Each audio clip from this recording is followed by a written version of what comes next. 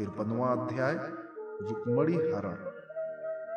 श्री सुखदेव जी कहते हैं, परीक्षित, भगवान श्री कृष्ण ने विदर्भ राजकुमारी रुक्मणी जी का ये संदेश सुनकर अपने हाथ से ब्राह्मण देवता का हाथ पकड़ लिया और हंसते हुए यूं बोले।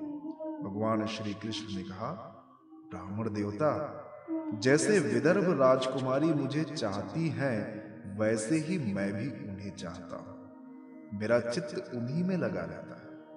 कहां तक कहूं, मुझे रात के समय नींद तक नहीं आती। मैं जानता हूं कि रुक्मी ने द्वेषवश मेरा विवाह रोक दिया है, परंतु ब्राह्मण देवता, आप देखिएगा, जैसे लकड़ियों को मथ कर एक दूसरे से रगड़कर मनुष्य उसमें से आग निकाल लेता है, वैसे ही युद्ध में उन नामधारी क्षत्रिय कुल कलंकों को तहस नहस करके अपने से प्रेम करने वाली परम सुंदरी राजकुमारी को मैं निकाल लाऊंगा।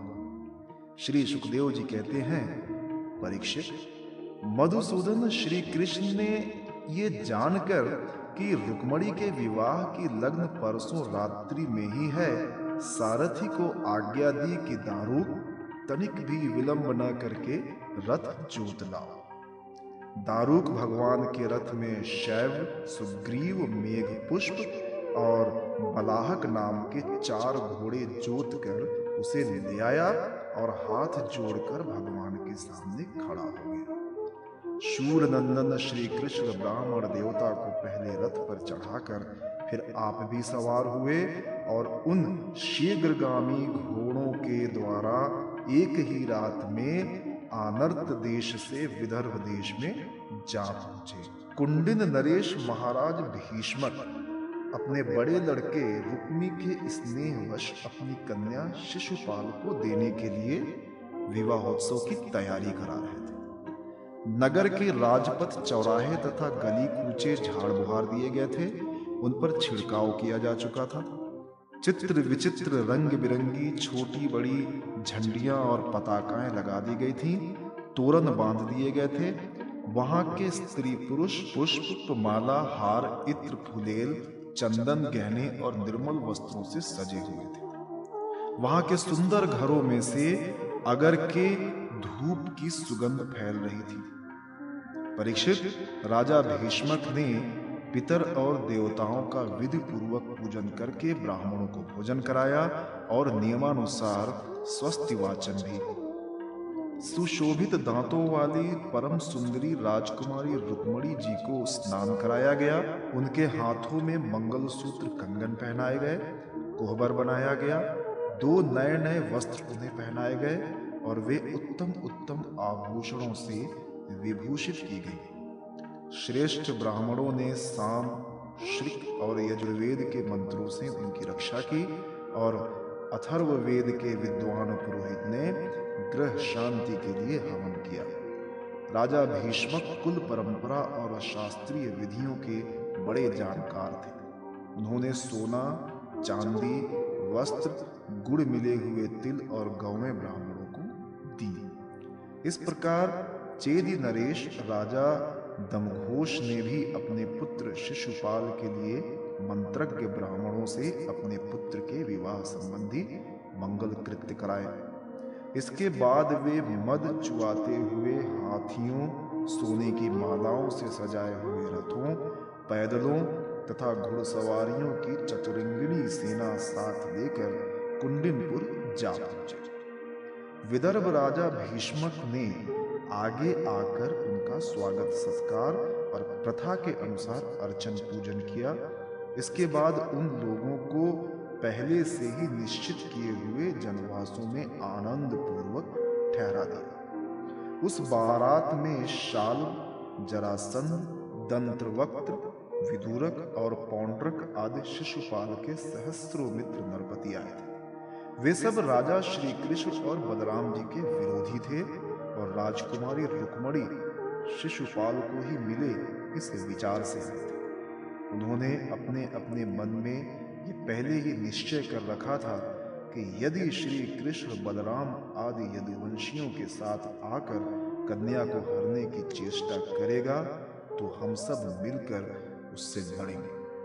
यही कारण था कि उन राजाओं ने अपनी अपनी पूरी सेना और रथ, घोड़े, हाथी आदि भी अपने साथ ले लिए थे।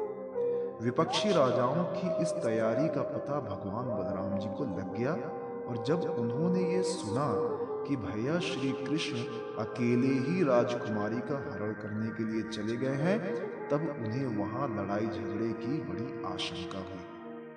यद्यपि वे श्री कृष्ण का बल विक्रम जानते थे, फिर भी भ्रात स्नेह से उनका हृदय भर आया। वे तुरंत ही हाथी, घोड़े, रथ और पैदलों की बड़ी भारी चतुरंगिणी सेना साथ लेकर कुंडिनपुर के लिए चल पड़े। इधर परम सुंदरी रुक्मणी जी भगवान श्री कृष्ण के शुभागमन की प्रतीक्षा कर रही थी।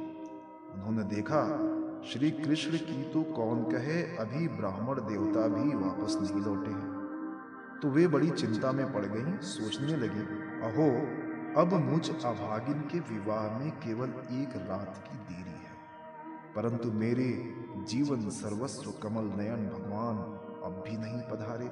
इसका क्या कारण हो सकता है? कुछ निश्चय नहीं मालूम पड़ता। यही नहीं, मेरे संदेश ले जाने वाले ब्राह्मण देवता भी तो अभी तक नहीं लौटे। इसमें संदेह नहीं कि भगवान श्री कृष्ण का स्वरूप परम शुद्ध है और विशुद्ध पुरुष ही उनसे प्रेम कर सकते हैं। उन्होंने मुझ में कुछ न कुछ बुराई देखी होगी, तभी तो मेरा हाथ पकड़ने के लिए, मुझे स्वीकार करने के लिए उद्धत होकर वे यहाँ नहीं पधार रही हैं। ठीक है, मेरे भाग्य ही मंद है। विधाता और भगवान शंकर भी मेरे अनुकूल नहीं जान पड़ते। ये भी संभव है कि रुद्र पत्नी गिरिराज कुमारी सती पार्वती जी मुझसे अप्रसन्न हो। परीक्षित, रुक्मणी जी इसी उधेड़ बुन में पड़ी हुई थी। उनका संपूर्ण मन और उनके सारे मनोभाव भक्त मन चोर भगवान ने चुरा लिए थे। उन्होंने उन्हीं को सोचते सोचते अभी समय है ऐसा समझकर अपने आंसू भरे नेत्र बंद कर लिए।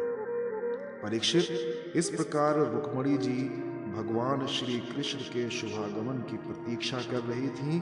उसी समय उनकी बाईं जांघ, भुजा और नेत्र फड़कने लगे, जो प्रियतम के आगमन का प्रिय संवाद सूचित कर रहे थे।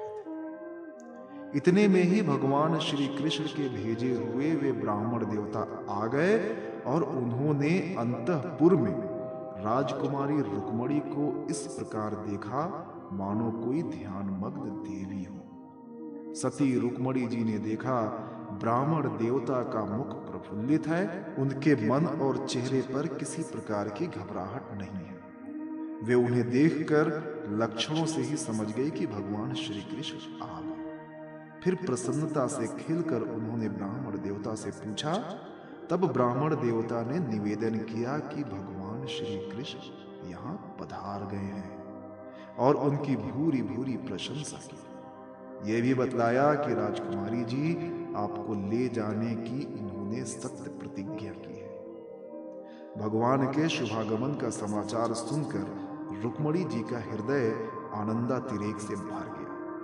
उन्होंने इसके बदले में ब्राह्मण के लिए भगवान के अतिरिक्त और कुछ प्रिय न्याय देखकर उन्होंने केवल नमस्कार कर लिया, अर्थात जगत की समग्र लक्ष्मी ब्राह्मण देवता को सौंप दी। राजा भीष्मक ने सुना कि भगवान श्री कृष्ण और बलराम जी मेरी कन्या का विवाह देखने के लिए उत्सुकतावश यहाँ पधारे हैं। तब तुरही भेदी आदि बाजे बजवाते हुए पूजा की सामग्री लेकर उन्होंने उनकी अगवानी की और मधुपर्क निर्मल वस्त्र तथा उत्तम उत्तम भेंट देकर विधि पूर्वक उनकी पूजा की। भीष्मक जी बड़े बुद्धिमान थे। भगवान के प्रति उनकी बड़ी भक्ति थी।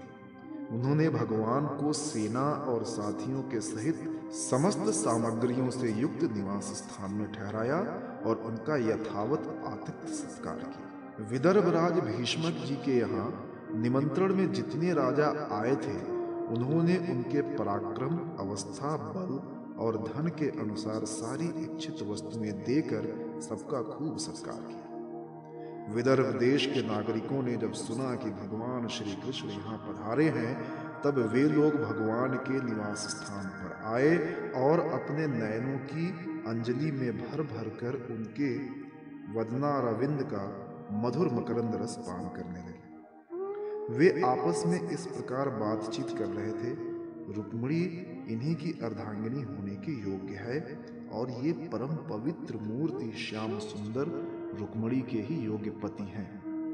दूसरी कोई इनकी पत्नी होने के योग्य नहीं है।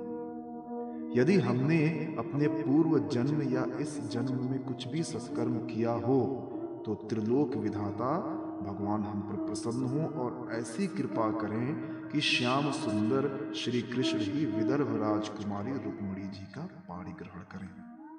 परीक्षित, जिस समय प्रेम परवश होकर पूर्ववासी लोग परस्पर इस प्रकार बातचीत कर रहे थे, उसी समय रुक्मिणी जी अंतःपुर से निकलकर देवी जी के मंदिर के लिए चली। बहुत से सैनिक उनकी रक्षा में नियुक्त थे।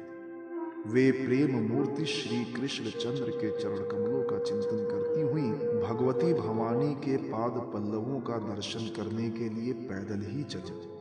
वे स्वयं मौन थीं और माताएं तथा सखी सहेलियां सब ओर से उन्हें घेरे हुई थीं। शूरवीर राजसैनिक हाथों में अस्त्र शस्त्र उठाए कवच पहने उनकी रक्षा कर रहे थे। उस समय मृदंग, शंख, ढोल, तुरही और भेरी आदि बाजे बज रहे थे। बहुत सी ब्राह्मण पत्नियां पुष्पमाला, चंदन आदि सुगंध द्रव्य और गहने कपड़ों से सज धज कर साथ साथ चल रही थीं और अनेकों प्रकार के उपहार तथा पूजन आदि की सामग्री लेकर सहस्त्रों श्रेष्ठ वारांगनाएं भी साथ थीं। गवैये गाते जाते थे, बाजे वाले बाजे बजाते चलते थे और सूत, मागध और वंदीजन दुल्हन के चारों ओर जय जयकार करते विरद बखानते जा रहे थे। देवी जी के मंदिर में पहुंचकर रुक्मिणी जी ने अपने कमल के सदृश सुकोमल हाथ पैर धोए, आचमन किया। इसके बाद बाहर भीतर से पवित्र एवं शांत भाव से युक्त होकर अंबिका देवी के मंदिर में प्रवेश किया। बहुत सी विधि विधान जानने वाले बड़ी बूढ़ी ब्राह्मणियां उनके साथ थीं। उन्होंने भगवान शंकर की अर्धांगिनी भवानी को और भगवान शंकर जी को भी रुक्मिणी से प्रणाम करवाया। रुक्मिणी जी ने भगवती से प्रार्थना की, अंबिका माता, आपकी गोद में बैठे हुए आपके प्रिय पुत्र गणेश जी को तथा आपको मैं बार बार नमस्कार करती हूँ। आप ऐसा आशीर्वाद दीजिए कि मेरी अभिलाषा पूर्ण हो। भगवान श्री कृष्ण ही मेरे पति हों।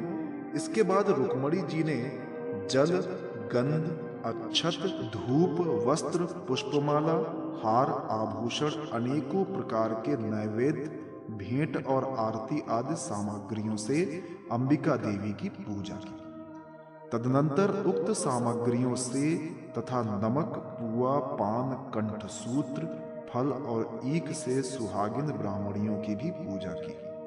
तब ब्राह्मणियों ने उन्हें प्रसाद देकर आशीर्वाद दिए और दुल्हन ने ब्राह्मणियों और माता अंबिका को नमस्कार करके प्रसाद ग्रहण किया। पूजा अर्चा की विधि समाप्त हो जाने पर उन्होंने मौन व्रत तोड़ दिया और रत्न जटित अंगूठी से जगमगाते हुए कर कमल के द्वारा एक सहेली का हाथ पकड़कर वे गिरजा मंदिर से बाहर निकले। परीक्षित, रुक्मिणी जी भगवान की माया के समान ही बड़े बड़े धीर वीरों को भी मोहित कर लेने वाली थीं। उनका कटिभाग बहुत ही सुंदर और पतला था। मुखमंडल पर कुंडलों की शोभा जगमगा रही थी। वे किशोर और तरुण अवस्था की संधि में स्थित थी। नितंब पर जड़ाऊ करधनी शोभायमान हो रही थी। वक्ष स्थल कुछ उभरे हुए थे और उनकी दृष्टि लटकती हुई पलकों के कारण कुछ चंचल हो रही थी। उनके होठों पर मनोहर मुस्कान थी। उनके दांतों की पांत थी तो कुंदकली के समान परम उज्ज्वल, परंतु पके हुए कुंदरों के समान लाल लाल होठों के चमक से उस पर भी लालिमा आ गई थी। उनके पांवों के पायजेब चमक रहे थे और उनमें लगे हुए छोटे छोटे घुंघरू रुंझुन रुंझुन कर रहे थे। वे अपने सुकुमार चरण कमलों से पैदल ही राजहंस की गति से चल रही थी। उनकी वो अपूर्व छवि देखकर वहां आए हुए बड़े बड़े यशस्वी वीर सब मोहित हो गए। कामदेव ने ही भगवान का कार्य सिद्ध करने के लिए अपने वाणों से इनका हृदय जर्जर कर दिया। रुक्मणी जी इस प्रकार इस उत्सव यात्रा के बहाने मंद मंद गति से चलकर भगवान श्री कृष्ण पर अपना राशि राशि सौंदर्य निछावर कर रही थी। उन्हें देखकर और उनकी खुली मुस्कान तथा लजीली चितवन पर अपना चित्त लुटाकर वे बड़े बड़े नरपति तथा वीर इतने मोहित और बेहोश हो गए कि उनके हाथों से अस्त्र शस्त्र छूटकर गिर पड़े और वे स्वयं भी रथ, हाथी तथा घोड़ों से धरती पर आ गिरे। इस प्रकार रुक्मणी जी भगवान श्री कृष्ण के शुभागमन की प्रतीक्षा करती हुई अपने कमल की कली के समान सुकुमार चरणों को बहुत ही धीरे धीरे आगे बढ़ा रही थी। उन्होंने बाएं हाथ की उंगलियों से मुख की ओर लटकती हुई अलकें हटाईं और वहां आए हुए नरपतियों की ओर लजीली चितवन से देखा। उसी समय उन्हें श्याम सुंदर भगवान श्री कृष्ण के दर्शन हुए। राजकुमारी रुक्मणी जी रथ पर चढ़ना ही चाहती थीं कि भगवान श्री कृष्ण ने समस्त शत्रुओं के देखते देखते उनकी भीड़ में से रुक्मणी जी को उठा लिया, उन सैकड़ों राजाओं के सिर पर पांव रखकर उन्हें अपने उस रथ पर बैठा लिया जिसकी ध्वजा पर गरुड़ का चिन्ह लगा हुआ था। इसके बाद जैसे सिंह सियारों के बीच में से अपना भाग ले जाए, वैसे ही रुक्मणी जी को लेकर भगवान श्री कृष्ण बलराम जी आदि यदुवंशियों के साथ वहां से चल पड़े। उस समय जरासंध के वशवर्ती अभिमानी राजाओं ने अपना ये बड़ा भारी तिरस्कार और यश कीर्ति का नाश सहन न हुआ। वे सब के सब चिढ़कर कहने लगे, अहो हमें धिक्कार है, आज हम लोग धनुष धारण करके खड़े ही रहे और ये ग्वाले जैसे सिंह के भाग को हरिण ले जाए उसी प्रकार हमारा सारा यश छीन ले गए।